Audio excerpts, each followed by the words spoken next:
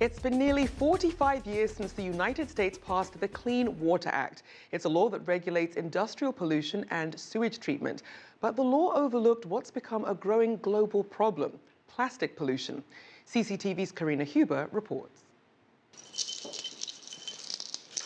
This is a sample of the plastic found in the rivers and bays near New York City and northern New Jersey. An environmental group collected them last year as part of a study on plastic pollution. We found that approximately 165 million plastic pieces are floating in these waters.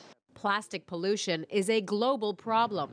It's estimated there are more than 5 trillion pieces of garbage floating in the world's oceans right now. In the New York study, the most common type of plastic found was foam from coffee cups and takeout plates. Also among the debris, microbeads, tiny pieces of plastic found in some toothpastes and body scrubs. Overall, 85% of what was collected consisted of so-called microplastics, smaller than a grain of rice. Plastics become microplastics when they enter the water. They never biodegrade. All they do is kind of break apart into smaller pieces using the sun's light. It's called photodegradation. Scientists like Beth Ravitz say their small size makes them particularly dangerous because organisms mistake them for plankton and other food. If these aquatic species are ingesting plastic with no nutritional value, it can be very harmful. As other organisms consume these small organisms, that material can move up the food chain.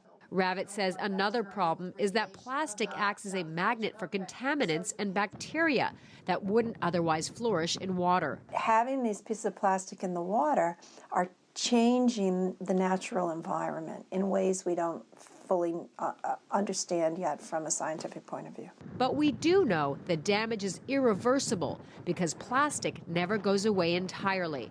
The only thing we can do is to stop things from getting worse. In December of last year, U.S. President Barack Obama signed a bill into law banning the use of microbeads in cosmetic products and toothpastes as of 2017. Environmentalists say it's a good first step, but more needs to be done to keep plastic out of the water.